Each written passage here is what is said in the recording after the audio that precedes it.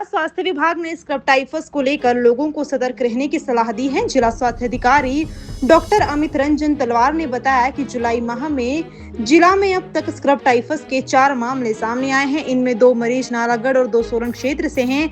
राहत की बात यह है कि सभी मरीजों की हालत में सुधार हो रहा है। डॉक्टर तलवार ने बताया कि स्क्रब टाइफस एक बैक्टीरियल संक्रमण है जो माइट के काटने से फैलता है। इसके लक्षण डेंगू और मलेरिया से मिलते जुलते हैं। मरीज को तेज बुखार, सिर दर्द और शरीर में दर्द की शिकायत हो सकती है। यदि समय पर उपचार ना मिले तो संक्रमण गंभीर होकर शरीर के कई अंगों को प्रभावित कर सकता है। उन्होंने बताया कि शुरुआती अवस्था में डॉक्सीसाइक्लिन या एजिथ्रोमाइसिन जैसी दवाओं से इलाज शुरू करने पर बीमारी पर प्रभावी नियंत्रण पाया जा सकता है। इसी को देखते हुए स्वास्थ्य विभाग ने जिला के सभी पीएचसी और सीएचसी में चिकित्सकों को आवश्यक दिशा निर्देश जारी किया है। डॉक्टरों को लक्षण मिलने पर रिपोर्ट का इंतजार किए बिना उपचार शुरू करने की सलाह दी गई है। स्वास्थ्य विभाग ने लोगों से खेतों या घास वाले क्षेत्रों में काम करते समय पूरी बाजू के कपड़े पहनने, घर लौटने के बाद स्नान करने तथा बुखार या अन्य लक्षण दिखाई देने पर तुरंत नजदीकी स्वास्थ्य केंद्र में जांच कराने की अपील की है। विभाग ने कहा कि समय पर जांच और उपचार से इस बीमारी से आसानी से बचाव किया जा सकता है। स्क्रब टाइफस के जुलाई मंथ में हमारे पास पूरे ज़िले में 4 केसेस आए हैं। 2 केसेस नालागढ़ के हैं और 2 केसेस सोलन में आए हैं और सभी अच्छे से इम्प्रूव कर रहे हैं ये केसेस। स्क्रब टाइफस जो है वो एक बैक्टीरियल इलनेस है जो कि एक बैक्टीरियम है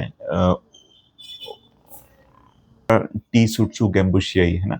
तो उसके काटने से उस बैक्टीरियम से होता है, लेकिन ये बैक्टीरियम जो है एक माइट होता है, शिगर बोलते हैं, उस माइट के काटने से ये स्प्रेड होता है।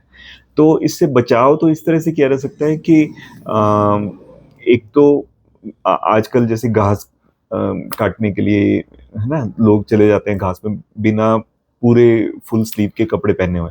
तो वो मैं कहूँगा कि आप घास में अगर आपको काम करना पड़ता है गाँव में, तो फुल स्लीव के कपड़े पहन करके जाएं ताकि उसके जो माइट के काटने के चांसेस जो हैं वो मिनिमाइज हो जाए। उसके बाद जब घर आते हैं तो अच्छे से नहा लें, स्नान वगैरह कर लें, ताकि अगेन ये एक प्रिवेंटिव मेजर है इससे बचने के लिए। उसके अलावा अगर फीवर हो जाता है तो इमीडिएटली आपको अपने नियरेस्ट पीएचसी में जाना चाहिए, क्योंकि स्क्रब टाइफस में अगर जल्दी से इंटरवीन नहीं किया जाता है तो इसमें मल्टी ऑर्गन फेलियर के चांसेस ज़्यादा होते हैं और मोर्टेलिटी ज़्यादा हो जाती है, इसीलिए ये रिस्की माना गया है।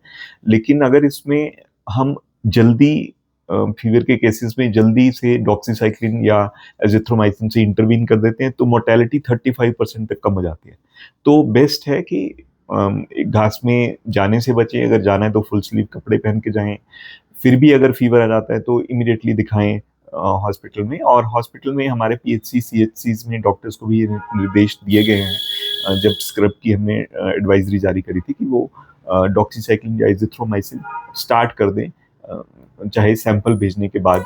जब हमने सैंपल भेज दिया इसका तो उसकी रिपोर्ट आने से पहले भी उसको स्टार्ट कर दें, ताकि इसकी जो फर्दर कॉम्प्लिकेशन है उससे बचा जा सके। जैसे मलेरिया, डेंगू में होता है fever, high grade fever, headache, तो उस तरह के सिम्टम से ये स्टार्ट होता है।